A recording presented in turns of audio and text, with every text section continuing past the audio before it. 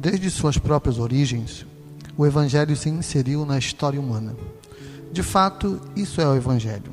As boas novas que, em Jesus Cristo, Deus introduziu em nossa história em prol de nossa redenção. Os autores bíblicos não deixam lugar a dúvida acerca disto.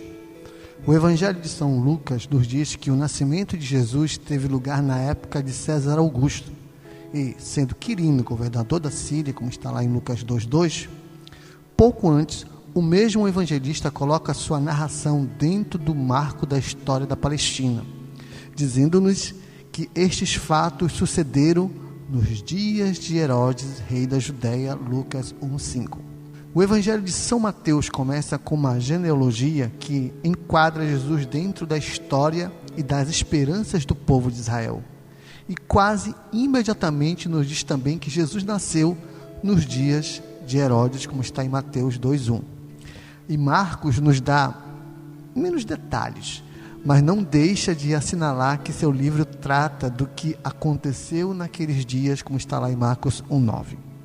Agora, o Evangelho de João quer assegurar-se de que não pensemos que todas essas narrações têm um interesse meramente transitório.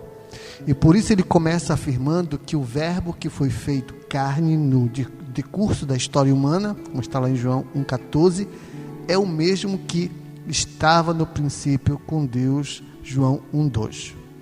Mas, depois de tudo, o resto desse evangelho se apresenta com uma narração da vida de Jesus. E por último, o interesse semelhante pode-se ver na primeira epístola de João, cujas primeiras linhas declaram que o que desde o princípio, e é também o que temos ouvido e o que temos visto com os nossos olhos, o que temos contemplado e as nossas mãos apalparam. Primeira carta de João, capítulo 1:1. Esta importância da história para compreender o sentido de nossa fé não se limita à vida de Jesus, mas engloba toda a mensagem bíblica. No Antigo Testamento, boa parte do texto sagrado é de caráter histórico. Não só os livros que geralmente chamamos históricos, mas também os livros da lei. Por exemplo, Gênesis e Êxodo. E dos profetas nos narram uma história em que Deus se revelou ao seu povo. A parte dessa história é impossível conhecer essa revelação. Também no Novo Testamento encontramos o mesmo interesse pela história. Lucas, depois de completar seu evangelho, seguiu narrando a história da igreja cristã no livro de Atos. Isto não fez Lucas por simples curiosidade. Ele o fez principalmente por fortes razões teológicas. Com efeito, segundo o Novo Testamento, a presença de Deus entre nós não terminou com a ascensão de Jesus. Ao contrário, o próprio Jesus prometeu a seus discípulos que não os deixariam só, mas que lhes enviaria outro Consolador, como está lá em João capítulo 14, versos de 16 ao 26. E no princípio do livro de Atos, imediatamente antes da ascensão, Jesus lhes disse que receberia o poder do Espírito Santo e que, em virtude disso, seriam testemunhas até os confins da terra, como está lá em Atos capítulo 1, versos 8. A vinda do Espírito Santo no dia de Pentecostes marca o começo da vida da igreja. Portanto, o que Lucas está narrando no livro que geralmente chamamos de Atos dos Apóstolos, não é tanto os atos dos apóstolos como os atos do Espírito Santo através dos apóstolos. Lucas escreve então 2 livros, o primeiro sobre os atos de Jesus Cristo e o segundo sobre os atos do Espírito Santo. No segundo livro, entretanto, quase parece haver ficado incompleto. No final de Atos, Paulo está ainda pregando em Roma e o livro não nos diz o que aconteceu com ele ou com o resto da igreja. E isso tinha de ser assim, porque a história que Lucas está narrando necessariamente não há de ter um fim até que o Senhor venha. Naturalmente, isso não quer dizer que toda a história da igreja tenha o mesmo valor e a mesma autoridade que o livro de Atos. Ao contrário, a igreja sempre creu que o Novo Testamento e a idade apostólica têm uma autoridade única. Do ponto de vista da fé, a história da igreja e do cristianismo é muito mais que a história de uma instituição ou de um movimento qualquer. A história do cristianismo é a história dos atos do Espírito entre os homens e mulheres que nos precederam na fé.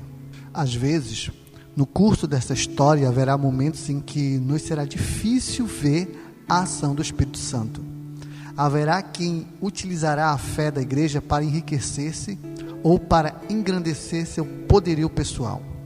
Outros haverão que ter esquecido do mandamento do amor e perseguirão aos seus inimigos com uma fúria indigna do nome de Cristo. Em alguns períodos, parecerá que toda a igreja abandonou por completo a fé bíblica, e teremos de nos perguntar até que ponto tal igreja pode verdadeiramente chamar-se cristã. E tais momentos, talvez nos convenha recordar de 2 pontos importantes que é fundamental entendermos aqui. O primeiro desses pontos é que a história que estamos narrando é a história dos feitos do Espírito Santo, sim, mas é a história desses atos entre pessoas pecadoras como nós.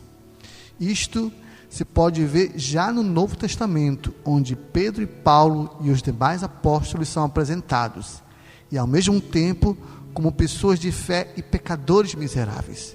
E, se esse exemplo não nos basta, olhemos para os santos de Corinto, a quem Paulo dirige sua primeira epístola.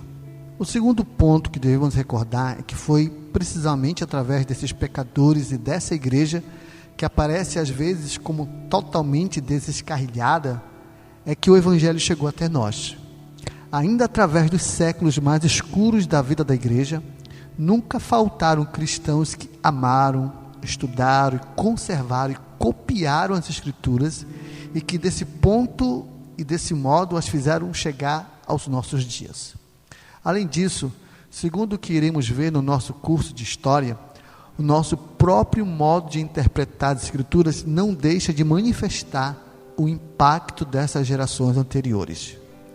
Uma outra vez, através dos séculos, o Espírito Santo tem estado chamando o povo de Deus para novas aventuras de obediência. Nós também somos parte dessa história, desses atos do Espírito Santo.